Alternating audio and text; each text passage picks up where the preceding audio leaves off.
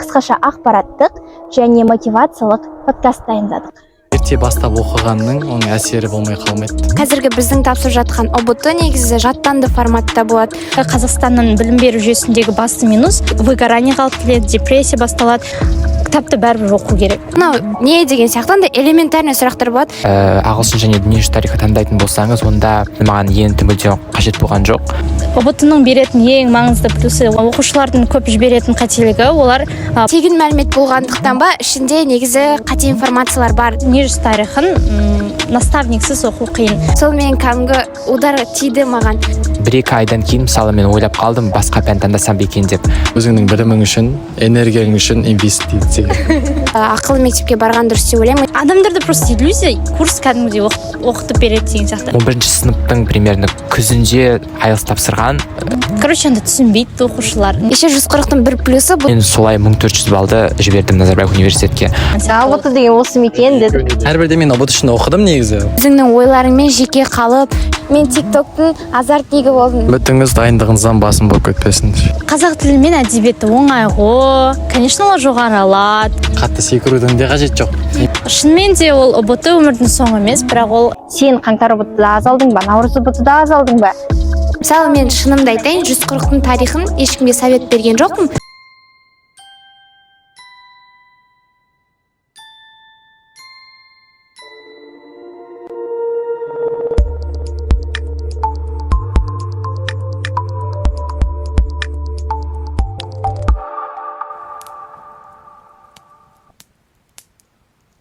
Сәлем, бүгін көптен күткен сұхбат болмақ. 2023 жылғы түлектердің ішіндегі ең үздік нәтиже иегерлерінің басын қосып, келесі жылғы түлектерге арнап, қысқаша ақпараттық және мотивациялық подкаст дайындадық. Сонымен қонақтармен танысайық. Бүгінгі біздің арнайы шақыртылған қонақтарымыз физика-математика бейіні бойынша ұбт-дан 136 балл иегері Әлихан Меңдіғали. Дүниежүзі тарихы ағылшын бейіні бойынша ұбт-дан 129 балл иегері Айсара Мұхитова. SAT-дан 1400 балл иеленіп, Назарбаев университетінің бірінші курс студенті атанған Мирас Қазжанов. Биология, химия бейіндік пәндерінен ұбт-дан 131 балл алған Аяру Татарбаева. Сонымен, тағы да айтып өтем, менің ақылды достарым, қош келдіңдер. Бүгінгі біздің, қалай айтсақ болады, мини подкасттың, кішкене оборудование жағынан онша емес шығар, бірақ басты мақсат сапалы материал беру, осы видеоның қамтитын ақпараты оқушыларға берілетін инсайды көп болса, біздің бүгінгі мақсатымыз сол. Яғни оқушыларға бағыт бағдар беріп, ұбт-ның ондай бір, қалай айтсам болады, дұрыс дайындалсаң, жүйелі дайындалсаң, сендер секілді үздіктердің қатарынан табыла алатынын оқушыларға танытуымыз керек. Сол үшін сендерді бүгін жинадым. Қош келдіңдер, рахмет көп келгендеріңе. Мысалы, көбінің қазір ойында мынандай сұрақ бар. 10-шы сыныптан бастаған дұрыс па дайындықты? Әлде осы жаздан немесе, әлде 11-шы сыныпқа барып 9 ай бойы дайындалған дұрыс па? Негізі 10 класстан бастаған дұрыс, өйткені 11-ші сынып уақытында сенде көп стресс болуы мүмкін, және де сен көп ақпаратты аз уақыт ішінде қабылдауға тырысасың да. Ана жерде уже кедергі болады, сен өкінесің уже. Көп мысалға мен сыныптастарым бар, көп өкінеді, неге ертерек бастамадық деген сияқты. Сосын бәрібірде ерте бастап оқығанның оның әсері болмай қалмайды. Мен мысалға тарихтың беттерін ашқанда, мен 6-шы сыныптан бері оқып келе жатқан дүниемнің әсері міндетті түрде бар екен байқаймын. Мысалы, мен өзім тәжірибемде айтатын болсам, мен 10-шы сыныпта бастадым ертерек дайындықты. Ол кезде бір жағынан адамның өзіне байланысты сияқты. Себебі адам қалай қабылдайды, соған қарай. Мысалы, мен 10-шы сыныпта бастадым, ерте бастаған сияқты болып көрінді маған. Жаңағыдай мен оны, былайша айтқанда, серьезно вообще қабылдамадым. ұбт деген түсінікті жалпы дайындықты. Негізі қай уақытта бастасан да, 3 ай қалғанда да бастасан да негізі үлгеруге болады. Неге десеңдер, қазіргі біздің тапсырып жатқан ұбт негізі жаттанды форматта болады. Андай терең ойды қажет ететін, сұрақтар болады ғой, мысалы байланыстарды істейтін, ондай жоқ, просто кітапта не тұрады, термин ол не деген сияқты мындай ішін қазбалап сұрақ қою мүмкін, бірақ андай логикалық тұрғыдан ойланатын болсақ, бір аса қатты не емес, ұбт негізі білімнің көрсеткіші емес екен, достар. Ол просто дайындықтың көрсеткіші. Қалай кітапты оқыдың, дайындалдың деген сияқты. Мысалы, бізде биология, химияда былай болды. Биологияда негізі 7-11 сыныптың аралығында бірнеше кітап бар ғой. Мен өз басым түгелімен оқып шықтым. Бірақ ұбт-да бізде 7 мен 9 арасынан көп келді. Ал 10-11 сыныпта ол кәдімгі адамды медицинаға бағыттайтын, адамның анатомиясы, аурулары секілді күрделі тақырыптар беріледі. Бірақ мен мысалы өзім сол тақырыптарды сүйіп оқыдым. Мен ол сұрақтарды кәдімгідей күттім ше, былай келеді-ау деп. Бірақ мен ана НТ-ның сұрақтарын көргенде кәдімгі жүрегіме обидно болып қалды. Өйткені негізі элементарный нәрселер келеді, бірақ бәрібір ұбт дейтін жаттанды форматта болмау керек деп ойлаймын бұндай мағынада. Иә, мен де келісемін, себебі бірінші ұбт-ны 10 сыныптан дүниежүзі тарихы, ағылшын немесе дүниежүзі тарих, география бейіндік пәндер бойынша ұбт-ны дайындықты 10 сыныпта бастау керек па, соған жауап берейін. Менің ойымша дүниежүзі тарихы ол өте ауқымды тақырыптарды қамтиды. Сондай-ақ біздегі Қазақстанның білім беру жүйесіндегі басты минус ол дүниежүзі тарихына жақсы акцент қойып қарамау. Яғни менің білетін бойынша, менің лицейде оқыған күннің өзінде бізде дүниежүзі тарихы кәдімгідей қызық өткен жоқ. Яғни жай ғана андай просто отырасың сабақта. Және де менің ойымша көптеген мектептерде ол әлі күнге дейін солай, себебі әлі күнге дейін адамдар дүниежүзі тарихын дұрыс қабылдамайды оқушылар. Және 11 сыныпта келіп, жаңағы 5 сыныптан бастаған форматтың барлығын бір жылда миыңа сақтау, біріншіден ол менің ойымша үлкен выгорание қалып келеді, депрессия басталады, желание кетіп қалады. Сол себептен 10 сыныптан уже хотя бы сен дүниежүзі тарихы деген не ол, қай сыныпта нені оқу керекпіз, сол сияқты қарапайым бейзик нәрселерді миыңа уже қондыра бастау керексің. Сондай-ақ менің ойымша біріншіден ең үлкен қателік түлектердің ол дұрыс курс таңдамау деп ойлаймын, себебі дүниежүзі тарихын жақсы түсіндіретін ағайлар именно осы білім беру сферасында менің ойымша өте аз. Ағай, апай болсын, мұғалімдер. Менің тәжірибем бойынша сол 10 сыныптан бастау керек, және де шынымен жаңағыдай Аяру айтып жатқандай, ұбт-андай жаттанды формат, себебі бір қызығы бізде дүниежүзі тарихын ол кітапты сөзбе-сөз жаттап алу керек, себебі анда вообще керек емес дүниелерді алып қояды, мысалы көп жауаптыға, и ол кәдімгідей оқушыны кедергі етеді оқушыға.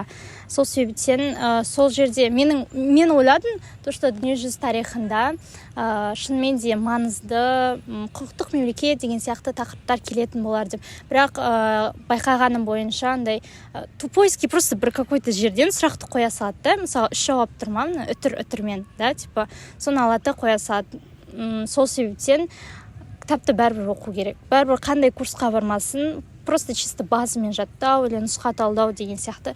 Тек қана ол 100% дайындық қалып келмейді сияқты. Кітапты қазірден баса жаттай беріңдер. Негізі жаттанды форматта болмау керек қой. Мейлі адам аз алсын, бірақ андай менің ойымша қиын тақырыптардан адамды ойландыратындай сондай сұрақтар болу керек сияқты. Өйткені мынау не деген сияқты андай элементарный сұрақтар болады. Мысалы мен өзіме обидно болғаны, биологиядан оқыдым ғой енді 7-11 арасында. Мен кәдімгі қиын сұрақтар күттім, шынымды айтайын. Бірақ бізде кәдімгі оқымай жүрген балалардың өзі білетін оңай сұрақтар келеді де, андай балдарымыздың арасында особо разница болмай қалды да. Вот сол кішкене жүрегіне тиеді, бірақ та оның барлығы өзіміз үшін ғой. Мен жүрегімді бір нәрсе жұбатты, ол бізде ертең медицинада 1-ші курста молекулалық биология басталады екен. Вот сол кезде біз биологияның 10-11 сыныптағы тақырыптарын дұрысынан өтеді екенбіз. Сол оқығаның пайдасын тигізеді деп ойлаймын. Сол жұбатып отыр, достар. Физматта сендер қиналмай қойыңдар, себебі физикада ондай бір кітапты сөзбе-сөз былай әкелмейді көп жағдайда. Формула, иә? Көбінесе есеп береді. Физикада теориялар болады әрине. Бірақ сонда да кітаптан алыстамаған дұрыс деп есептеймін. Мысалы, әркім өзінің пәні бойынша курс па, әлде кітаппен дайындалыңдар деп жатыр, біреу жаттаңдар деп жатыр.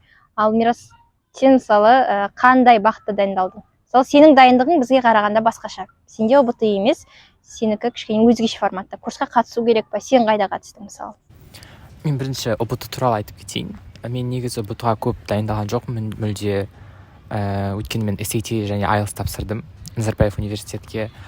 Бірақ менің ойымша, мысалы, егер сіз ЕНТ-да ағылшын және дүниежүзі тарихы таңдайтын болсаңыз, онда ағылшынды оқып, примерно 9 класстан бастаған дұрыс. Өйткені ағылшын ол тек бір жылда ғана үйренетін нәрсе емес. Өзіңізге байланысты, конечно, бірақ 9 сыныптан бастап оны оқу және как минимум элементари уровеньға шейін жету қажет деп ойлаймын. ұбт-дағы ағылшын тест, ол менің ойымша, менің опытым бойынша, ол сіздің ағылшын уровеніңізді тексермейді. ұбт-да ағылшын тест, ол деген өзінің бір системасы бар, өзінің бір соны жаттап, именно соған дайындалу керек, ол ағылшынды тексермейді.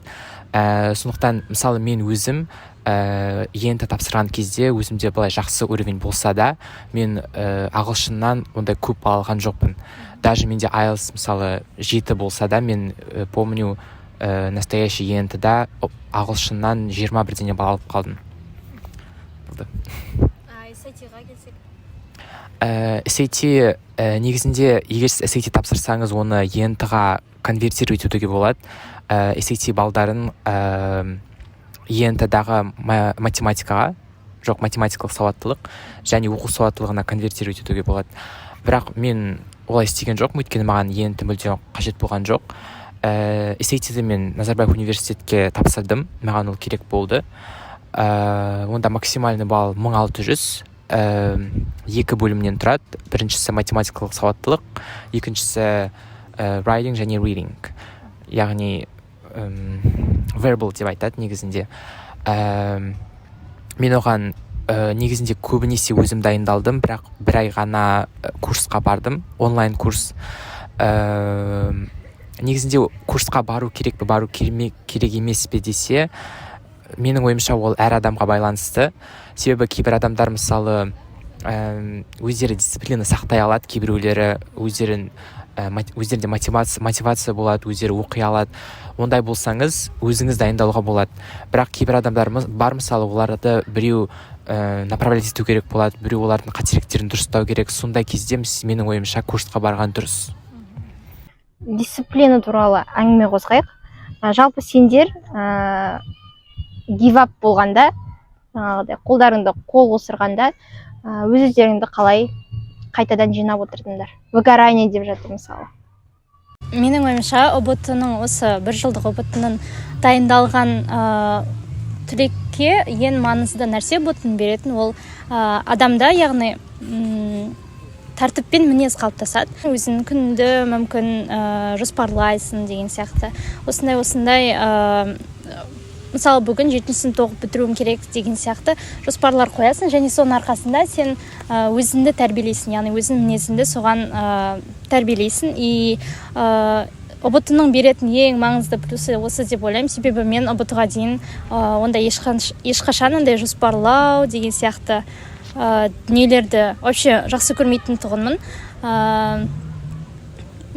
Сондықтан менің ойымша біріншіден кәдімгідей өзіне мақсат қойып алу керек ұбт-ға дайындалмастан бұрын. Сосын оқушылардың көп жіберетін қателігі, олар потолокты, мысалға, мен грант жеңіп алуым керек деген сияқты қояды. Сосын оны алғаннан кейін ары қарай не істерін білмейді. Яғни біріншіден менің ойымша ол грантқа емес, мамандыққа қарай жұмыс жасау керек сияқты. Мен одан кейін адам болып кете аламын ба деген сияқты, мен ол жұмыспен өзіме ақша таба аламын ба деген сияқты, оның болашағы бар ма деген сияқты. Сол себептен кәдімгідей өзіңіздің арманыңыз ретінде грантты қоймаңыз, соны тек қана жаңағы үлкен бір арманның белгілі бір бөлшегі ретінде қоюға болады. ұбт-ға дайындалған кезде мынандай бір пропорционалды ережені сақтаған дұрыс деп ойлаймын. Яғни бір күнде егер сіз 20% оқу уақытын жаңа нәрсені үйренуге, 80%-ын оны қайталауға жұмсау керек. Потому что повторение мать учения деп айтады ғой. Сол себептен бір күнде егер сіз мүлдем оқымаған информатиканың 7 сыныбын толықтай оқып тастаймын деген сияқты болса, ол шынымен сіздің ментально шаршауға алып келіп соғады. Сол себептен менің ойымша, лучше сіз 20% нәрсені үйреніңіз жаңадан, бірақ алдында одан бұрын өткен нәрселердің бәрін қайталай берсеңіз ол мида сақтала береді. Ата-аналардың кейбіреуі, балалардың ата-аналары кейбіреуі балаларына курс сатып алып бере алады, мысалы. Ал кейбіреуінің қалтасы көтермейді деген сияқты. Сендерге сұрақ. Оқушы үшін курс кәдімгідей необходимо ма? Курсқа қатысу. ұбт-ға дайындық, сәтиға дайындық барысында. Және курстың онлайн, офлайн болуы да маңызды ма? Егер оқушының мақсатында мен 130 балдан асырам, немесе 140 балл жинаймын деген болса, ол әрине катализатор ретінде онлайнда, офлайн курсы да алу керек деп ойлаймын. Әйтсе мысалы біздің метта негізі былтыр проходной балл 114 балл болды. Қарапайым 115 балдан асырып, 120-ға жеткізбей, өзім ютубтан қарақ қойып, кітаптарымды алып оқып жүрем деген адамға олай да алып кетуге болады. Бірақ адамның мақсаттары да әртүрлі ғой. Менің ойымша курс маған өзіме керек болды. Мен негізі өзім курссызда, курспен де оқи аламын. Өйткені мен биология мен химияны жүрегіммен жақсы көремін, азартына кіріп кетемін. Мен ойбай 2 параграф оқыдым, мен ішіне кіріп кетемін күнде. Кәдімгідей. Мысалы тарихты мен шынымды айтайын, оқыған жоқпын, кітаптың бетін ашып, мен мектепке барам, Дина апайын айтқанын тыңдап отырам, апайын жаттатқандарына, былай ғой, солай, сосын сол кісіні түсіндірген басқа біреуге айтамын, сөйтіп жүрдім. Мен ана тарихтың кітаптары болды, бүйтіп ашайын деймін, аны бір параграф оқимын, қой, мынау дұрыс емес, мына параграф мынау дұрыс емес, мына жері мынау сказка болып кетіп жатыр, қырсыншы деймін, сөйтіп қойып кетемін. Өйткені ол мен шынын айтайын, жүрегім қалаған нәрсе болған жоқ. Вот биология химиядан ішіне кіріп, мынау былай екен ғой, қосымша мәліметтерді іздестіріп, бірақ мен басында ойладым, негізі курс алмай ақ қойсам бекен жазда, өйткені барлығы ютубта тұр ғой деп. Бірақ менде фундамент қалағандықтан мен 10 сыныптың жазында қарап бастадым ғой, ютубта не бар екен деп. Анда тегін мәлімет болғандықтан ба, ішінде негізі қате информациялар бар. Даже қарапайым нұсқа талдағанның өзінде дұрыс емес жауаптарын мұғалімдер дұрыс ретінде беріп жібереді да. Егер сен ол мәліметтерді өзің оқып білмеген болсаң, соған алданып қалуға да болатын бет деп ойлаймын. Сол үшін сауатыңды ашуың керек, сауатыңды дұрысынан ашып, кругозорыңды кеңейткің келсе, курсқа қатысқан дұрыс деп ойлаймын. Менің ойымша ол шынымен біріншіден ол адамның өзіне байланысты, яғни кейбір адамдар біреу қамшылап отырмаса оқи алмайды деген сияқты. Сондықтан бізде қазір интернет дамығандықтан өте күшті онлайн курстар бар, кураторлар бақылайтын деген сияқты. Сол себептен өзіңіз бірінші қарап көріңіз. Бірақ менің ойымша дүниежүзі тарихын наставниксіз оқу қиын, потому что ол сіз вообще оқымаған пән, келетсе сізге одан 35 алу керек деген сияқты. Сол себептен бірінші өзіңізге фундамент қалыптастырып алған дұрыс сияқты. Себебі шынымен мектеп оқулықтарында, дүниежүзі тарихында су нәрсе өте көп.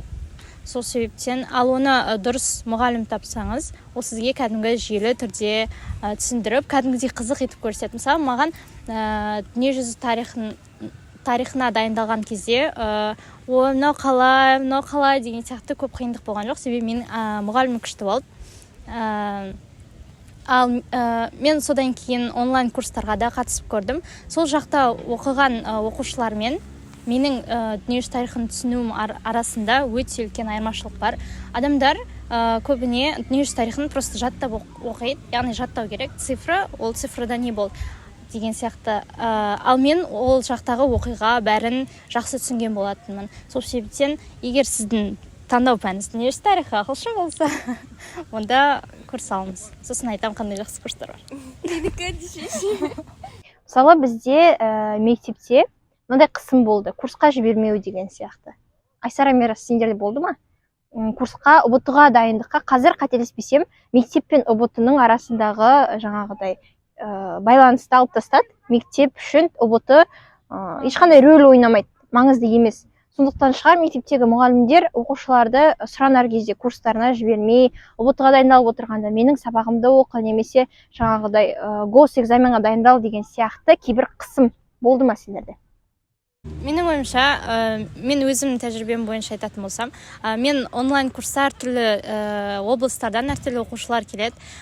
Сол кезде айтып жатады, типа, мен мектепке қағаз тапсырып, сұранып вообще сабаққа бармай үйде ұбт-ға дайындалдым деген сияқты. Ал менің мектебімде ондай мүмкіндік болған жоқ.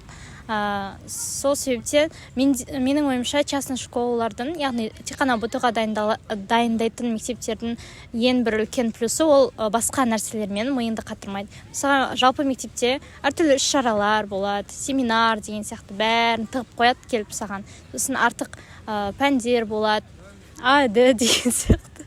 Соған келіп оқытып қояды. Еще сұрайды, қанша балл. Короче, менің ойымша пустая трата времени, поэтому справка алыңыз, ауырып жатырмын деген, сосын үйде жатып оқыңыз. Бірақ сынып жетекшіңіз қатал болса, онда не прокатит? Мен жаңа жеке мектепте оқу деген теманы кері жалғастырғым келіп тұр.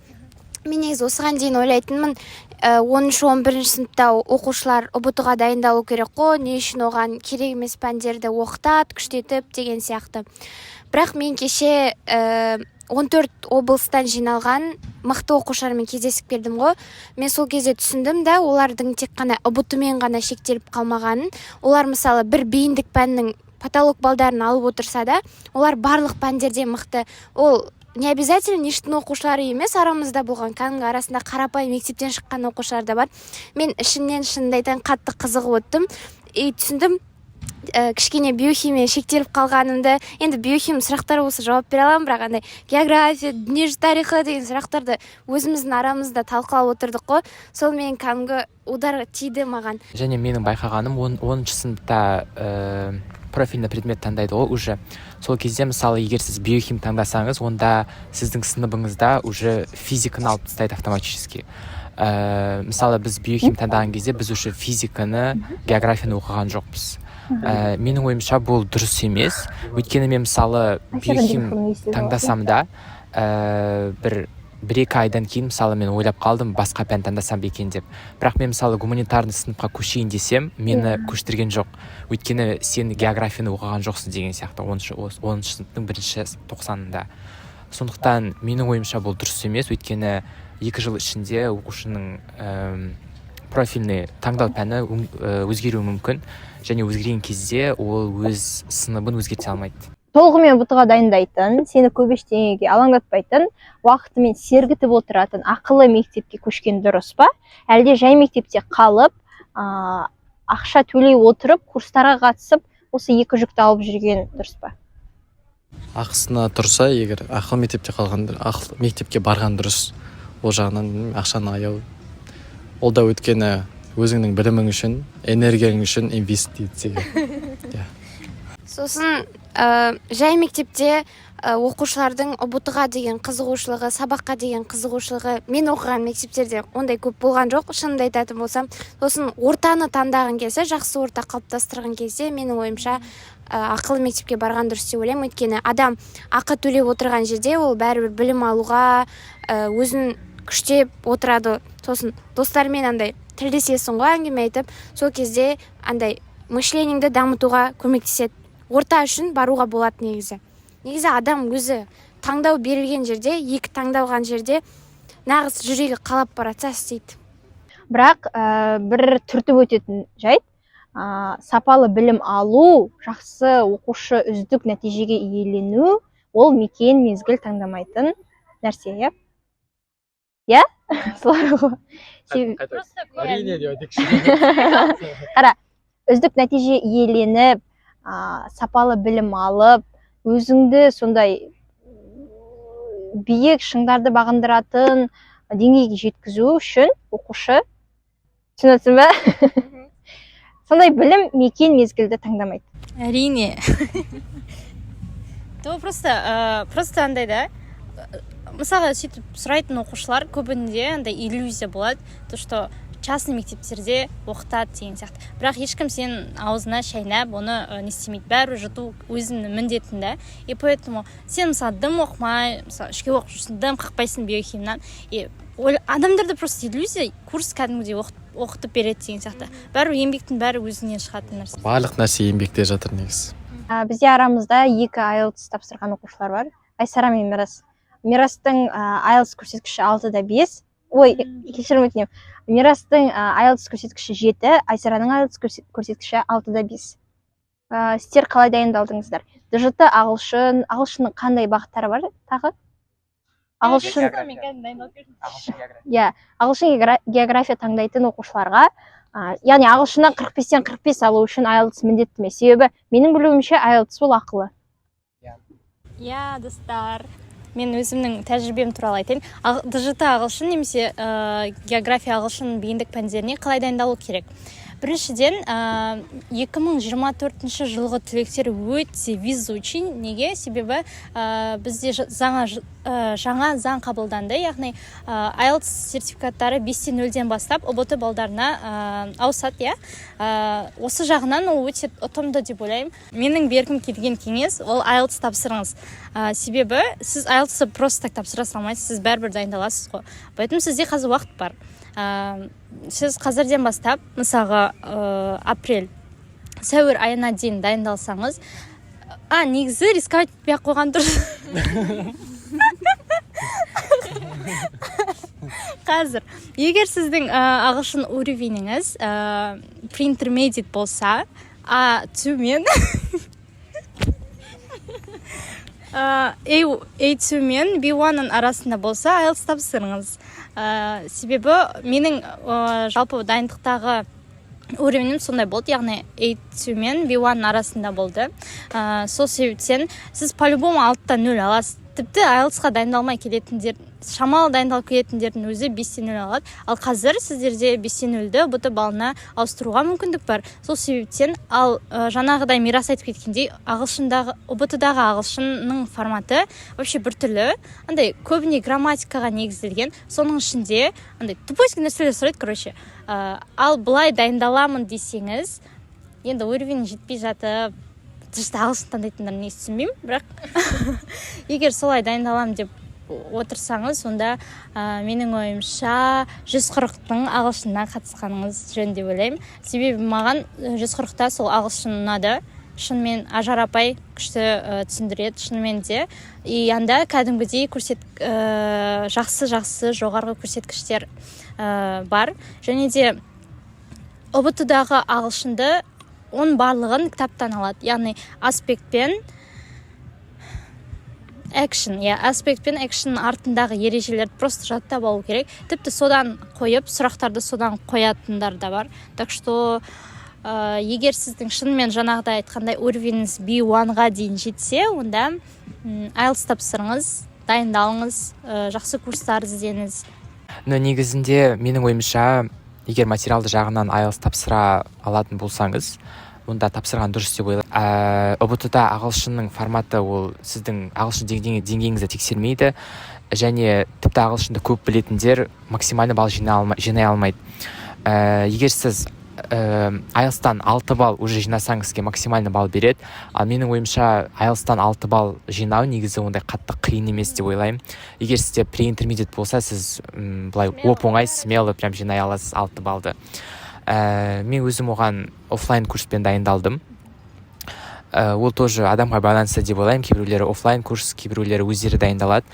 Мен өзім қаладағы Destination-ға бардым. Destination негізі нормально дайындайды, жақсы дайындайды. Негізі мен 11-ші сыныпта ноябрьден бастап дайындалдым, 4 ай дайындалдым. Бірақ менің ойымша IELTS-ты 10-ші сыныптан кейін, осы жазда каникул кезінде оған дайындалып бастаған дұрыс деп ойлаймын. Сол кезде бастап 11-ші сыныптың примерно күзінде IELTS тапсырған, менің ойымша прям самое время. Кейін сізге дүниежүзі тарихына, мысалы, или географияға дайындалуға уақыт жетеді. Егер мысалы SAT даже тапсырсаңыз да, оған примерно 3-4 ай жетеді деп ойлаймын. Мен офлайн курсқа бардым, Destination-ға. Бұлай негізі дайындалуға өзіңізде дайындала аласыз. Қазір интернетте IELTS все-таки всемирный экзамен болғасын, оны көп елдерде тапсырғандықтан оған интернетте материал жетеді дайындалуға. Мен өзім мысалы listening пен reading-ға өзіңіз дайындалған эффективнее деп ойлаймын. Ал writing и speaking в этом плане оған больше сізді қадағалап отыратын, қателіктеріңізді дұрыстап отыратын кісі қажет. Өйткені writing это уже сіз оны өз эссеңізді оқып оған баға бере алмайсыз. Бір білетін кісі оны тексеріп сізге бір балл беріп отыру қажет, фидбек беріп отыру қажет. Болды. Сізде қыркүйектен кейін уже андай басталады. Үлкен компаниялардан Джо онлайн, Дарын онлайн деген сияқты үлкен масштабты компаниялардан ата-анаға деген манипуляция жүре бастайды. Яғни зумға шақырады. Бірінші мектепке түседі ол заявка, мектеп ата-анаға требовать етеді, осы зумға қатысыңыз деген сияқты. И получается біздің ата-анамыз ондай көп нәрсе білмейді, онлайн сабақ деген сияқты. И соның кесірінен сосын андай нәрсемен алдайды. Бір жылға 12 айға бөліп төлеу деген рассрочкамен төлейсіз, сонда сізде айына мысалы 9.000 деген сияқты. И ол ата-ана үшін прям мега арзан сияқты көрінеді. Хотя рассрочкаға алып қажет емес деп ойлаймын, потому что жаңағы Джо, KZ пен Дарын онлайн деген сияқты үлкен компанияларда бір жылға сразу төлеп қойса, яғни сен договорға отырасың рассрочкамен төлеу деген сияқты. Ал сіз одан егер әртүрлі жағдай болады, сіздің мұғаліміңіз ауысып кетуі мүмкін деген сияқты. Сіз уже ол курстан шыға алмайсыз, потому что сіз уже 12 айға договорға отырып қойдыңыз деген сияқты. Сол себептен менің ойымша ол өте андай опасный вариант деп ойлаймын. Ал 140-тың бір жақсы, ол бір айға төлеп, сосын бір айдан кейін ұнамаса шығып кетуге болады деген сияқты. Ал енді нақты нелерге таңдау пәндерге байланысты айтатын болсам, менің ойымша қазір по-любому ешқандай курста бүкіл пәнді жақсы оқытатын курс жоқ деп ойлаймын, онлайн бойынша. Сол себептен мысалға 140-тың жақсы оқытады деп айтатын пәндерім ол математикалық сауаттылық пен ағылшын. Математикалық сауаттылықтан Нариман ағай береді. Ал менің ойымша Нариман ағай ол Қазақстандағы топ-1 математикалық сауаттылықтан беретін ағай деп ойлаймын. Өте күшті түсіндіреді, прям жеткілікті түрде любой адамға, даже математиканы қақпайтын адам алып кетеді деген сияқты. Ағылшыннан менің ойымша егер ұбт форматы бойынша дайындалатын болсам 140-ты кеңес берер едім. Себебі 140-тың ағылшыны маған шынымен қатты ұнады. Анда мұғалімдер кәдімгідей на совесть работают. Ал егер ДЖТ туралы айтатын болсам, маған 140-тың дүниежүзі тарихы қатты ұнаған жоқ. Себебі мен оған тек қана бір ай қатыстым. Неге? Себебі менде IELTS болды. Ал мен IELTS-қа дайындалу үшін өзімнің офлайн курсымнан шығып кеткен болатын уақытша, потому что барып келу уақыт алатын болды. Сол себептен мен лучше бір айдай IELTS-қа дайындалып, қалған уақытын келгеннен кейін қуып жетіп алу үшін жаңағы онлайнды алдым. Себебі оларда бір жақсы 6 айда бітіріп тастайды дүниежүзі тарихын. Бірақ анда слишком сжатый сроки болғандықтан короче, анда түсінбейді оқушылар. Не айтып жатыр өздері, просто жаттап жүреді. Сосын мен түсінбеймін, маған қиын, ДЖТ деп сөйтіп бәрі сөйтіп жүреді. Хотя олай емес. Но дүниежүзі тарихынан беретін ағай өзінің тұлғалық болмысы күшті. Но түсіндіру, үйрету деген форматтар, мне кажется, слабый оларда. Так что не советовала бы. Но өзіңіз қараңыз енді, оқып көріңіз, бір айдан кейін шығып кетуге болады ғой. Мен 140-қа 2022 жылдың 15 тамызында келдім. Мен бірінші басында химия мен тарих пәндерінен жазылдым. Химия енді One Love болды, өткені онда Нұрбай ағай берді. Ладно, мен негізі мұғалімдер таңдамай маған. Мен мысалы Нұрбай ағайды оған дейін таныған жоқпын ғой. Видео сабағына кірем, кейбір мұғалімдер болады өзінің энергетикасымен, пәнге деген махаббатымен, андай өзіне уверенно сөйлеп, мына айтып жатырған нәрсесін дұрыс екенін дәлелдей білетін мұғалімдер болады. Ондайды оқушы мысалы жақсы сезеді. Мен бүйтіп бірінші видео сабағын қараймын. Маған ұнайды, өткені барлығын по факту айтты, ешқандай артық сөз жоқ, оқушымен байланысты ұстап отырады, сосын кәдімгі білімділігі көрсетіліп тұрады. Мә мәзбін, күшті химиядан таптым деп кәдімгі махаббатпен істеп жүрдім, тапсырмаларын көп болса да. Еще 140-тың бір плюсы бұл жерде кураторлардың жұмысы мықты енді. Кураторлар кәдімгідей балаға іздеп тапсырмасын қоймаған жағдайдың өзінде не болып жатыр саған жаным күнім деген сөздерді күшті айтады енді. Кәдімгі адамның ішіне кіріп баурап алады.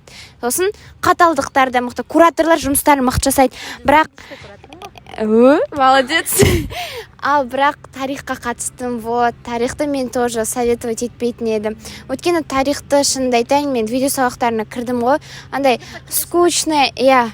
Сен де қатыстың ғой? Тарихқа қатысқан болатын 140-тың. Мен үшін тарих маңызды болғандықтан шығармашылық, тарих пен оқу сауаттылығы. Тарихты мен 2 курсқа да қатыстым, офлайн және онлайн. Екеуін қатар алып жүрдім, тақырыптары сәйкес келген кезде болды. Бірақ бір байқағаным, офлайн тарихты оқыған анағұрлым қызықтырақ және анағұрлым дұрысырақ, тиімдірек. Себебі офлайн 140-тың тарихының дұрыс еместігі мекен, мұғалімге де байланысты мекен. Мен 140-тың сабақтарын қарап отырғанда ұйықтап отыратын едім. Немесе сол кезде мен қатты шаршап жүрдім. SAT-ға дайындалып жатқан адамдарға совет беретінім, ол тіпті курсқа да барып жүрсеңіз де былай өзіңіз дайындалуыңыз қажет. Қазір интернетте көп ресурстар бар. Ең популярный Khan Academy деген сайт, ол специальный SAT-ға дайындайтын сайт. Мен соның арқасында жақсы балл алдым. Оны прям рекомендовать етсем өзім. Онда барлығы өте понятно, барлығы по полочкам, барлығы тұр. Сонымен дайындалсаңыз, ол өте жақсы. Және фишка негізінде менің ойымша SAT-ді тек бір рет тапсырған дұрыс емес деп ойлаймын. Я SAT ол тоже платный экзамен, 47 000 теңге тұрады. Бірақ егер сіз материалдық жағынан оны тапсыра алсаңыз, оны бірнеше рет тапсырған дұрыс деп ойлаймын, хотя бы 2 рет. Бір рет сіз просто оны өзіңіз үшін тапсырасыз, по ощущениям қалай болады, настоящий экзамен қалай болады. А екінші рет уже сіз более подготовлены, морально кішкене жақсы болып барасыз. Және SAT-да мынандай жақсы нәрсе бар, ол super scoring деген. Бұндай жағдайда мысалы сіз 2 тест тапсырсаңыз, 2 SAT-дан сіздің ең жақсы балдарыңызды алып екеуін қосады. Менде мысалы сондай болды. Мен SAT-ді 3 рет тапсырдым.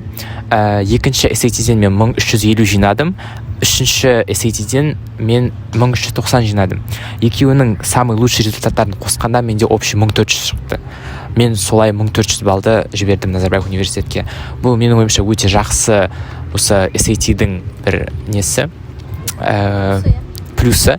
Және сіз IELTS-та да SAT-де де жылына бірнеше рет тапсыра аласыз. Бізде SAT Қазақстанда жылына 8 рет па тапсырылатын сияқты. Бұл өте үлкен плюс деп ойлаймын. Грант үшін оқымаймын деп өзіме уәде бердім, короче айтқанда. Менде бірінші цель қалаған мамандығыма түсу, және де осы мен физика және математиканы толыққанды мектеп программасын игеру. Менде осындай цель болды. Сосын қасында 140 балл дейтін не болды. Сенің мамандығың педагог болғасын, мектеп бағдарламасын. Педагог болам деп негізі басында ойлаған жоқпын. Осы Абыройско мектебіне келгеннен кейін, ондағы мұғалімдерді көргеннен кейін, солармен әңгіме дүкен құрғаннан кейін мен осы мұғалімдікке ашыла бастадым ше. Мұғалімдікке деген көзқарасым қалпына келе бастады деп айтсам бекен, қалай екен. Өйткені менің семьямда барлығы енді мұғалімдер составы ғой. Мен мұғалім дегенде шошайтын төмен сыныптарда. Бірақ мен өзімді көре алған жоқпын ше. Оған дейін бәрібір де мен қай салада болам деген нәрсені. Әрі кетсе ойладым, сол тарих саласының айналасында олимпиадчик болғасын. Немесе сол госқызметкер, мемлекеттік қызметкерде сондай салаға кетем деп ойладым басында. Одан кейін бірақ мен бәрібір де ішімде білдім, что білім саласына, ғылым саласына іштегі қызығушылығым өте жақсы екенін. Одан кейін мен де тек шырағымды жағып жүретін бір ұстаздар болмаған ау деймін да. Сөйтіп мен енді физмат саласынан келдім, лицейден. Сол саламен келдім. Мен басқа геомат саласына, биохим саласына өзімді көрген жоқпын. Әрі кетсе мен тек дж ангылдан көрген шығармын, бірақ мен оған дайындығым өте кеш болар еді. Бірақ физика, математика саласының өзінен біршама нәрсе таптым. Өкінген жоқпын таңдағаныма. Біздің Абыройско мектебіне келсеңдер, бізде арнайы профилолог бар, Бекзат ағайымыз бар, өзіміздің. Жарнама емес. Жарнама емес, жалпы өзім от души айтып ше. Сол кісімен де біршама сөйлестім. Ориентолог да? Хабары көп салалардан. яғни адасып жүрген оқушыларды сөйтіп бағыттайды. иә ол не только образколда оқу, просто образкол мектебінде оқысаңдар тегін келесіңдер. Яғни сен физик математикадан дайындалғанда сенің бұрыннан қалыптасып қалған іргетасыңмен қосылып, сол абырой скулда оқығаның осындай 136 балға келіп соқты, Сізде былай болуы мүмкін. Және солай болатынына мен 100% гарантия беремін. Мүмкін сіздің бірінші қаңтар ұбт-да жинаған балыңыз прям потолок, вау болып 100+ болып, содан кейінгі наурыз ұбт-да сіз түсіп кетуіңіз мүмкін. Бірақ оған ондай қатты ойбай регресс деп жылаудың қажет жоқ. Ну, типа, ол кәдімгідей барлығында болған нәрсе сияқты. Менде мысалға ешқандай регрессия, прогрессия болған жоқ. Бір балдың несінде тұрдым, но қазір менде әртүрлі әлеуметтік желілерде, Instagram рилстарда, тиктоктарда өте көп менің ұбт оқиғам деген сияқты видеолар шығады. Сонда барлығында қаңтар ұбт-сында жоғарыда, наурызда төмен түсіп кетеді. Соған типа көп адамда депрессия болады, жаңа Айар айтқан сияқты. Типа как будто сен оқып жатсың, бірақ сен балың көтерілмейді деген сияқты. Сіздің менің ойымша осы наурыз ұбт-дағы жинаған балыңыз сіздің уровеніңізді көрсетеді дәл, потому что қаңтар ұбт-да кәдімгідей слифтар келеді, слишком оңай болады кәдімгідей. Мысалы біз өзіміз тапсырған кезде кәдімгідей таң қалдық, типа дата оңай болған сияқты. ұбт деген осы ма екен дедік. Иә, менде тоже бірінші қаңтар ұбт-да 115 болды, наурызда да 115 болды, тек дж-дан көтерілді. Айырмашылық сода болды. Бірақ оған қатты не істеп қажет емес. Депрессовать етіп, лучше өзіңіз оқи беріңіз. Шынымен сосын андайда примерно апрель, майға келген кезде сізде оқуға деген желание түсіп кетуі мүмкін. Иә, себебі выпускной, бітіру кештері басталады. Иә, сондай еще жаздың атмосферасы тоже влиять етеді. Бірақ ондай қателікті қайталамаңыздар. Біз қайталаймыз деп қойыңыздар, шешекім 24. Бізге болады. Жоқ, натуре, біз ұбт үшін оқимыз ғой. Мен өзімді, білмеймін, бәрібір де мен ұбт үшін оқыдым негізі. Оған қарсы келе алмаймын ғой. Бірақ та іштей бір өзіңді болсын, біраз болсын алдау керек. Именно білімді мен кітаптан алып жатырмын. Жаңағыдай кітап оқып жатырмын. Маған өзіме қызық, жаңа кім айтып отырсың ғой, химияның өзіне кіріп кетіп оқимын деп. Вот солай оқуға өзіңді итермелеу керексің ше, как-то. Білмеймін, қалай ашасың, саған именно қай жері қызық саған таңдап отқан салаңның. Сен өйткені ол екі саланы таңдап отырсың ғой, ол саған міндетті түрде қызық болу керек қой, ішінде бір нәрсе. Ештеңе қызық болмаса, ондай адамдарға мен білмеймін, айта алмадым. Просто барып келетін адамдар лучше уақыттарыңды олай кетірмеңдер. Лучше басқа нәрсеге арнаңдар. Шетелге шығып кетудің де мүмкіндіктері өте көп та. Жаңа айтып жатырмық қой, бітіру кеші басталады. Мамыр, сәуір айларында кішкене ойың алаңдайды деген. 11-ші сыныпта дайындықты қатар ұстап жүріп, туған күн кештеріне баруға, сауық сайран құру керек пе? Иә. Өйткені мен ештеңеден отказ берген жоқпын. Мен шақырған жерге бардым, выпускнойды да ойладым, көйлекті нестен.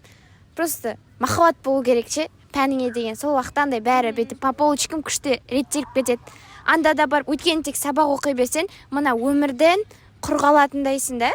Мысалы, бәрі дос керек қой. Достарың ақылды болса, барған жерің жақсы достойный болса, онда қалмау керек. Барыңдар так что. Бірақ сабақты оқып жүру керек. Просто сенің ортаңда түсіну керек, что сенде ұбт екен. Және де олардың да ұбт-сы болса, барлық мақсаттарың бір болса, және де бірге секіріп қатайық десек, онда тұрған ештеңе жоқ. Иә, сол орта таңдау өте маңызды да. Сосын Мектепте емес, ол сонымен қатар университетте де маңызды.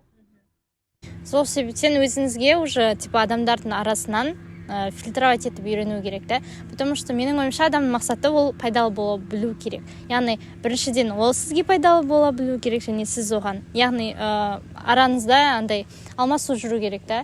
И бостан босқа өзіңіздің энергияңызды сізді төменге жетелейтін адамдарға құрту менің ойымша дұрыс емес. Сосын жаңағы сұраққа тоқталатын болсақ, менің ойымша егер сіз ертең университетке өтіп, немесе жазда сізде уже егер сіз тек қана ұбт бойынша дайындалатын болсаңыз, ну типа что вспоминать та деген сияқты. Сіздің соңғы жылыңыз 11-ші сынып, өзіңіз сыныптастарыңызбен, сол себептен өйтіп андай ойбай сабақ оқу керек деген сияқты нәрселермен миды да негізі миға да ауа керек қой, сол себептен. Вот. Сергіп тұру керек. Сосын жеке қалып өзің шығуды да үйрену керексің. Особенно осындай ұбт стресс кездер болып жатады ғой. Сол кезде өзіңмен, өзіңнің ойларыңмен жеке қалып, жүріп қайтайын, жалғыз киноға барып қайтайын, жалғыз ресторанға барып қайтайын, жалғыз донорға жеп қайтайын дегенді түсіну керексіңдер. Өйткені жалғыздық ол тоже адамның жан дүниесін емдейді. Уақытпен де санасы үйрену керек та. Ол жайлы не? Көп айтып кетті. Уақыт, иә, уақыт менеджменті. Сол нәрсеге үйретеді негізі ұбт-тың бір жақсы сондай. Тайм менеджмент деген сияқты нәрселер, өз күніңді жоспарлау, адам Уақытпен санасу, орта табу. Мысалы мен қалай дайындалдым? Менің өзімнің күнделігім болды, ежедневник. Кішкентай өзі. Осы алып келем сабаққа. Таңертең тұрамын да жазам. Мен бүгін бітіру керек шаруаларым. Так, мен бүгін тарихтан бірнеше параграфты оқуым керек, мақала жазуым керек менің жағдайымда. Сосын мысалы тарихтан нұсқа талдауым керек деген секілді. Сосын күн ұзақ мысалы алаңдап кеткенде, телефон қарап кеткенде мысалы ондай жағдайлар бізде де болып тұрды. Сол кезде күнделігімді ашамын да қарап аламын. Маған осы істерді бітіру керек екен деген секілді. Сосын сәйкесінше сол істерді бітіріп, түнде менің күн ұзақ не бітіргенім туралы және бұл күн мен үшін тиімді болды ма, сапалы болды ма, сол жөнінде өз-өзіме сондай рапорт беремін, былайша айтқанда. Міне, есеп беремін.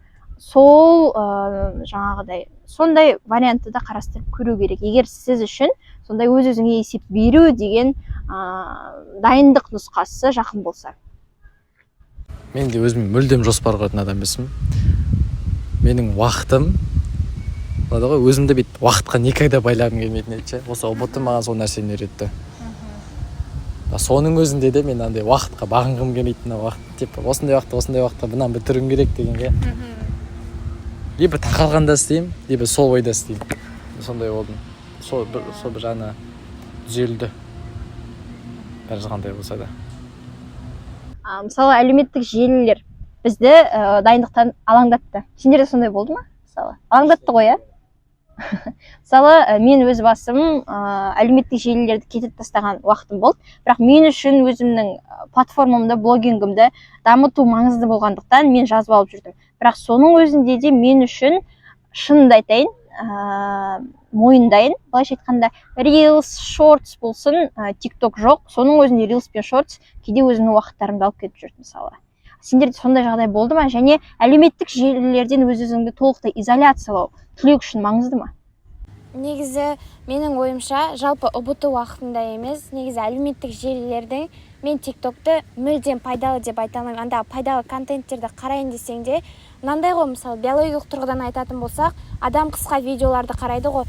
Адамның миы жан-жақтан информация алғанда, ол өзінің қабілеттілігін төмендетеді. Яғни қай мәлімет маған керек, қай мәлімет маған керек емес деп, ол мидың өзінің мынандай, қалай айтсам екен, шкафтарына сала алмайды да, андай типа, 10 секунд, 15 секунд бетіп қарай бересің ғой, ми әртүрлі жерден информация алып жатыр, оны қорыта алмай қалады да.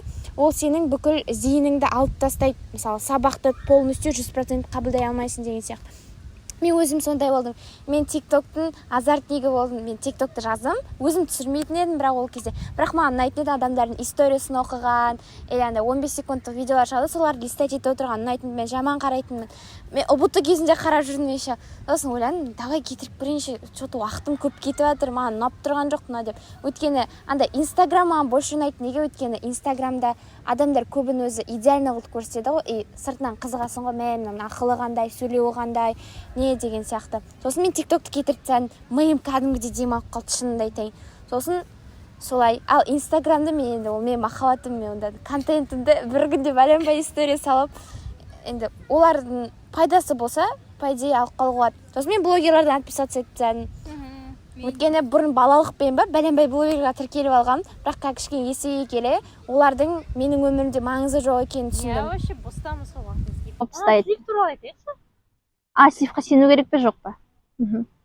менің ойымша слифті іздеп оны талдап уақыт кетірудің вообще қажеті жоқ. Себебі уақыт өте келе бізде ұбт-ның форматы өзгеріп жатыр. ұбт шынымен де андай әділ өтетін деңгейге жетіп жатыр да. Сол себептен менің байқағаным бойынша вообще нұсқа қайталанбайды. Және де сіз жаңағы слиф іздеп уақытыңызды кетіргенше сіз бір сыныпты аяқтап тастауыңызға болады. Себебі слифтің бәрі анда кәдімгідей ешкім толық жазбайды. Ол бірінші сұрақ мынандай келді деген сияқты. Адамның ойында не қалды, соны жаза салады да. Ал оның факт немесе дұрыс еместігін сіз өзіңіз тексеру керексіз. По-любому оған да уақыт кетеді. Менің тәжірибемде мындай болды. Қаңтарға кірдім. Қаңтарда бір слиф қарадым, яғни маған өзінің құрбым жіберді. Ол өзінің есінде қалғанын жіберді. И мен соны чисто жаттап кірдім да. Қазақстан тарихына кірем. И менде бәрі идеально 19 болып кетады. 20 болып кетеді. И оказывается мен бірінші сұрақта қатты ойланып қалдым.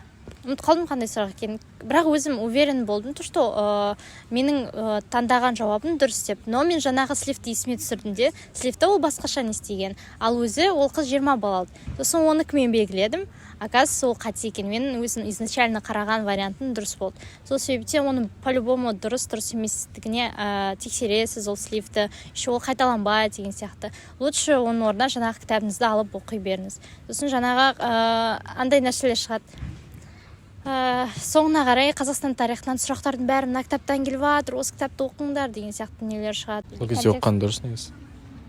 Нені оққан дұрыс? Жазғы кітап па? Жоқ, айтып жатады ғой, осы тақырыптардан көбірек келіп жатыр, мына тақырыптардан Жоқ, оны айтқан жоқпын. Енді бір кітаптан келіп жатыр дейді. Бір кітап, ұмытып қалдым. Сосын соны оқыңдар, содан келіп жатыр дейді да, контекстің бәрі. Хотя нағыз оқышты ғой ешқайсысы келген жоқ. Ну, типа, барлығы кітап. 3 күнде тарихтан сұрақтардың барлығы келіп жатыр деген жасыл кітап болды. Онлайн нұсқасы. 3 күн ұйықтамай сол кітапты оқып шықтым. Келесі күні ұбт-ға бардым, біреуі де келген жоқ. Және ұбт-да слиф келеді деген үмітпен бармаңыздар. Себебі мен сондай үмітпен бардым. Түп ештеңе келген жоқ. Және ұбт-да ең дұрысы аз үмітпен, көп дайындықпен барған дұрыс, чем наоборот. Себебі үмітіңіз көп болып, ана жерде барасыз бірінші ұбт-да, қадаласыз екінші ұбт-ға. Кітаптың бетін ашқыңыз келмей қалады жағы. үмітіңіз дайындығыңыздан басым болып кетпесін. Бірақ соңына қарай энті уақытында жайлап не шығады, ол тест-центрда нұсқалар шығады, оны талдаған дұрыс. Сосын ұмытпау керек, тест-центрдің өзінің бекіткен кітаптар болады. Сол бойынша одан точно солардан келеді. Сол үшін дәл сол бекіткен кітаптармен оқы. Қазақстан тарихы 10-шы сыныптың детальді ақпараттарына мән берген дұрыс. Себебі мен тапсырғанда түгел бір параграфты бір сұраққа сыйдыртып қойған. Дұрыс мәліметті табыңыз деген параграфтың әрбір жерінен сөйлемдерді алғанда қойған, мысалы. Бір-екі сөзді өзгерткен, былай қарасаң барлығы дұрыс сияқты болып тұрады. Сенің 10-шы сыныптағы бір ортасындағы параграф мысалы есіңде жоқ. Сол секілді сол 10-шы сыныптың бір кітап бар. Біз 10-шы сыныпта да 11-шы сыныпта да оқығанда сол кітапты үнемі ой қиын, материалы көп дейтін едік. Сол қателескен сұрақтардың көбі сол 10-шы сыныптың тақырыптарынан келді. Мен бұл шығармашылық тапсыратын оқушыларға айтып жатқаным. Себебі 5 пән таңдайтындар көп тарихқа мән бермейді.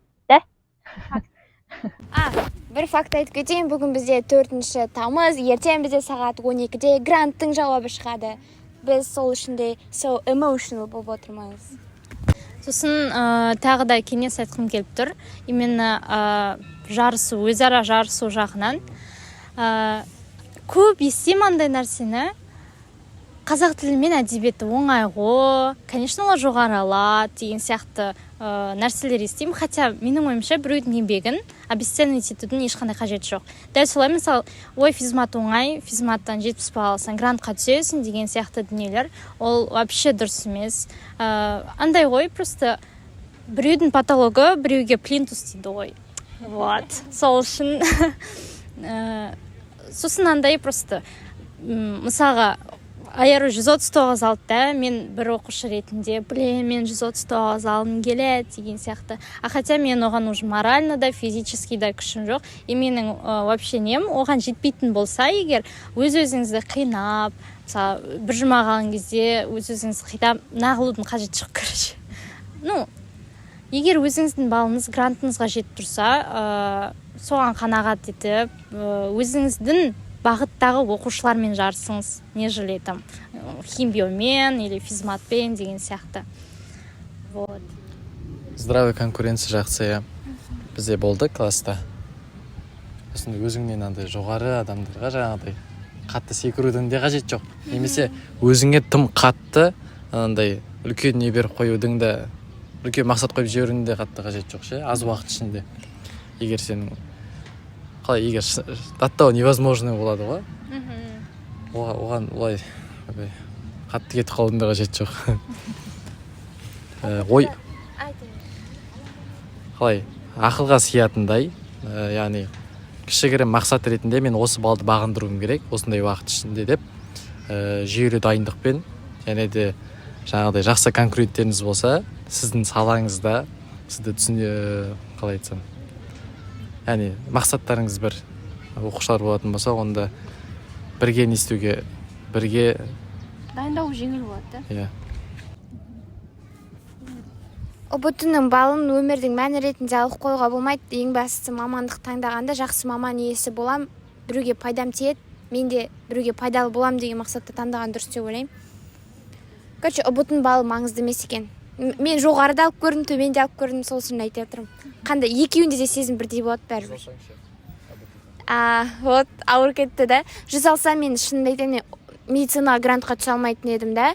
Медицинаға грантқа проходной жинау үшін мен бәрі тырысатын едім. Оқиын, оқымайын, өйткені арманым ғой балалық. Сол үшін. Андай ғой, мысалы, вышка балдар керек болмаса, проходной балл 114 болды, мысалы, метта. 114-тен асырып, сол, жақсы маман грантқа түсіп кетіп, оқып кетейін деген мақсатта жүру керек қой адам. Кей жағдайда мен ол пікірмен көп келісе бермеймін. Неге? Себебі шынымен де ол ұбт өмірдің соңы емес, бірақ ол минимум сізге алдыңғы 3 айда сіздің өміріңіз қандай болатынына гарантия береді. Мысалы, егер сіз жақсы балл алып, проходной алып, осы балмен смелый грантқа түсем десеңіз, 3 айда хотя бы сіздің 3 айыңыз тыныш өтеді, уайымсыз. Сол үшін по-любому оқу керек. ұбт деген бәрібір сіздің болашақ мамандығыңызға әсерін тигізеді. Ондай запасной подушка болмаса, шынымен де қажет. Сосын кейбір блогерлар бетіп айтады ғой, біз ұбт-ға дайындалған жоқпыз, бірақ қазір бетіп байып кеттік қой деген сияқты. Айтады ғой, типа ұбт-ның бүкіл маңызын құнсыздандырып тастайды да. Өздерінің белгілі бір мамандығы жоқ, бірақ қазіргі уақытта заманның сұранысына байланысты дамып жатады да, бірақ оның соңы тап осындай бола ма, жоқ па, ол жаңағы айтып кеткендей құлағанда ол саған жұмсақ көпшік бола ала ма деген мағына ғой. Бәрібір ұбт-ның маңызын қатты көтеруге де, қатты құнсыздандыруға да болмайды. Нормасын ұстау керек. Осын мамандық таңдар алдында қандай мамандықты таңдайсың, проходной балл қанша болды, соған примерно плюс-минус 5-10 балл қосып, дайындықты сол шамада оқып та, өмір сүріп те, қыдырып та, күліп те, ойнап та жүру керек. Сол. Андай ғой. Өзіңіздің бәрбірде, мысалға, бірақ та болады андай, ұбт-дан кәдімгідей патолог алған. Мысалы, 139 алады, мықты оқиды, зубрит етеді, бірақ өзінің мінезі жоқ, мінезі қалыптаспаған. И по-любому сізге минус болып көрінеді. Мен үшін осындағы басты нәрсе ол өзіңіздің личный брендіңізді қалыптастыру. Яғни сіз өзіңіз үшін личный брендсіз, и сіз өзіңіздің тұлғалық болмысыңызды қалыптастыру керексіз по-любому. Потому что ертең өскеннен кейін жоғарғы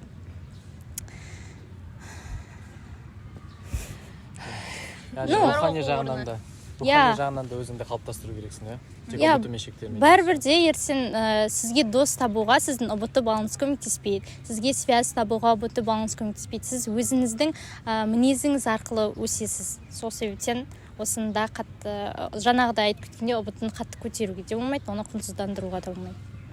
Блогерлер неге олай айтады? Потому что оларда болды да, жаңағыдай запасная подушка дейді, оларда подписчик болды, мысалы, басында.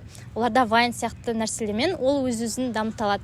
Ал егер мысалға сізде ешқандай ондай қабілет жоқ, блогинг деген сияқты, сіз ондай нәрсеге алданбау керек сияқты. Сосын алдану туралы. жаңа курстарда айтып жатырық. Қазірдің өзінде сіздің рекомендация, жарнамаларға тап болған шығарсыз. Мысалы, сен әлі жүрсің ба? Дайындықты бастамадың ба? Немесе қаңтар ұбт, наурыз ұбт кезінде мынандай видеолар сізге тап болады. Сен қаңтар ұбтда аз алдың ба? Наурыз ұбтда аз алдың ба? Немесе шынайы ұбтның біріншісіне шыққаннан кейін мынандай видеолар шығады. Сен бірінші ұбтдан құладың ба деген. Яғни толық маркетинг сізге бағытталады. Сіз оның аудиториясы боласыз, бірақ сіз оның құрбанына айналмау керексіз. Яғни маркетингтің құрбанына айналмай, таза ақылмен ойланыңыз. Қандай да бір курс, қандай да бір дайындық, репетиторствоға жазылмас бұрын. Яғни бірінші кеңес, жаңа айтып өттік қой, 1 жылдық контрактқа тіркелмеңіз. Ол кәдімгідей ертең сіздің аяғыңызға тұсау болатын нәрсе. Екіншіден, курстарға қатысты қандай не бересіздер дағы? отзывты сол курста оқыған адамдардан кәдімгі тікелей сұрау керек. Мысалы, менде де инстаграмда жазады, мына курс қалай, мынау деп. Мысалы, мен шынымды айтайын, 140-тың тарихын ешкімге совет берген жоқпын, бірақ мен еще тағы онлайн курсқа қатысып көрдім. Ол кісінікі ұнады. Мен ұнады ма, ұнағанын айттым, ұнамады ма, ұнамағанын айттым. Сол сияқты оқушылардан тікелей отзыв сұрау керек, өзіңнің алдындағы 1 жыл бұрын оқып кеткен түлектерден. Вот сол шынайы болады. Неткен шынайысың дегенде. Яғни сұраудан ұялмау керек өзіңнің алдындағылардан. Себебі біз де сіздей болдық, біз де дәл сіздей уайымдап отырдық. Және үшіншіден, курстарға қатысты кеңес. Сол біріншіден жарнамаға алданбау, екіншіден отзывтар сұрау, үшінші кеңес. Сосын тек бір жерден оқымау керек курсты. 4 пәнді бір жерден алған дұрыс емес деп ойлаймын, менің пікірім. Өйткені менде сондай жағдай болды. Мен шаршап тастадым. Расписаниемді келтірдім. Солай. Жалпы курстар туралы айтып жатыр. Қателеспесем, Әлихан, сен курс ашқан сияқтысың, иә? Толығырақ айтып өтсең. Біздің курста жалпы нақтысын айтып өтейін. Біздің курс жалпы 10 класстарға немесе 11 класстың басында енді келіп, дайындықты енді бастаған адамдарға арналмайды. Бұл көбінесе дайындықтың уже ортасына келген, әбден қызған түсіне келген шақтағы оқушыларға арналған деп айтар едім. Өйткені бізде жүзғырық, тағы да қандай сондай курстар сияқты бізде видео сабақтар с нуля бастамаймыз. Бізде тек документтер, материалдар бізге ең андай қажетті және де іріктелген деп айтайыншы. Оның ішінде өзімнің ұстаздарымның маған көмектескен материалдары бар. Более факт, иә? Бәрін өзім жинақтадым ғой. Теориялар, нұсқалар, бәрін бір жақта жинақтап, оның барлығын бір қарап шықсаңыз, қайталап шығуға да көмектеседі точно. Мен андай кеңес берер едім. Бізде дыбысты ағылшын таңдаған. Мен жаңағы айттым ғой, тиктоктарда өте көп видеолар көрдім, ОБТ-лар жайлы. Көбін қадап жатқан сол дыбысты ағылшыннан бәрі қадалдық деген сияқты пікірлер көп айтады. Менің ойымша ол неден туады? Ол біріншіден жаңағы таңдау пәнге деген қарым-қатынастан. Яғни бізге келіп дыбысты ағылшынды өте қиын, дыбысты қиын ғой деген сияқты адамдар өзіне иллюзия қалыптастырады. Дыбысты ол қиын деген сияқты. Хотя егер оны түсініп оқыса, ол шынымен де қызықты ақпарат. Жай ғана оны мүмкін кейбір адамдар дұрыс наставник болмаған шығар, дұрыс түсіндірмеген шығар. Сондықтан дыбыстыны оны қиын деп айтудың қажеті жоқ. Оған сіз жаңағыдай дайындаған кезде ондай қарым-қатынаспен дайындалмау керек. Сіз ол пәнді жақсы көріп дайындалу керек. Сонда реально көмектеседі. Если сіз ментально түрде мимен ойлайтын болсаңыз, ол қиын, ол менің басыма қонбайды деген сияқты. Сіз уже сондай тапсырма беріп қойдыңыз миыңызға. Дышты шынымен қиын, мен оны түсінбеймін деген сияқты. И получается, сіз сол нәрсені орындайсыз. Миыңыз не айтады, сол нәрсені орындайсыз. Так что ең біріншіден жаңағыдай таңдау пәнге деген қарым-қатынасты түзеу керек. ұбт-ны сосын таңдаған дұрыс сияқты. Өйткені менде біреуі таңда, біреуі түсте болды. Таңда шыққандар айтады, қатты қиын болды, тақырып вообще кітаптан келген жоқ, сұрақтар біткен жоқ деген сияқты. Өздерінің пікірлерін біреуге навязывать етеді жестко. И сен соған еріп кетпеу керексің. Мысалы айтады ғой, білімді адам таңда тапсырсын, әбетте түсте тапсырсын, бәрі алып шығады деп. Бірақ андай қосымша фактор, сыртқы фактор ретінде ол бәрібір әсер етеді екен. Өйткені андай ішіңде андай күшті үмітің жанып тұрады да, жайлап өше бастайды бүйтіп. Сонымен қатар иә, ананы күтем дегенше таңнан әбетке дейін кәдімгідей кітаптарды ақтарасыз, жаңағы басқалардың пікіріне де тойып қаласыз. Бірақ андай не істемеңдер. Түс қайта кірдім, таңғы слив келеді деп. Тест-центр ондай ақымақ емес, таңертеңгі нені сізге қайттан беретін. Немесе кешке кіргендерді таңға қайттан беретін. Ол, білмеймін, ондай бар ма, ондай кезіккендер, нұсқалар. Сонымен, бір сағатқа шығады екен мына видео. Ұзақ видео осымен өз соңына жетті. Сіздерге барынша пайдалы ақпаратты бердік деп есептейміз. Кейбір жерлерде ауыспушылықтар болса, кешірім өтінеміз. Біз де сіздердей болдық. Соны бастысы, соны түсінсеңіздер болды. Сіздерде қобалжыдық, қорықтық, болашаққа деген алаңымыз көп болды. Бірақ бір жыл өтеді те кетеді. Күні кеше біз қыркүйекте мысалы сұп-сұр болып сұрланып дайындалып жүрген сияқты едік. Қазір жаздың керемет кешінде осылай сіздерге ақпарат беретіндей, сіздерге ақыл кеңес айтатындай деңгейге жеттік деп айтсақ болады. Әрбір бүгінгі келген қонақтың өзінің Instagram парақшасын белгілеп кетемін. Қыздар мен жігіттерден қалаған сұрағыңызды қойып, қысылмай, дайректеріне жазып сұрасаңыз болады. Болады ғой да? Тек сәлем, қалайсың деп шектеліп қалмаңыздаршы, өтініш, сұрақты сразу жазып кетсеңіз. Бірден сұраққа көшіп, егер мына жерде, мына платформада қамтылмаған өзіңізге қажетті сұрақтар болса, сол жерде қоюға мархабат болады. Көп рахмет. Сау болыңыздар. Сау болыңдар.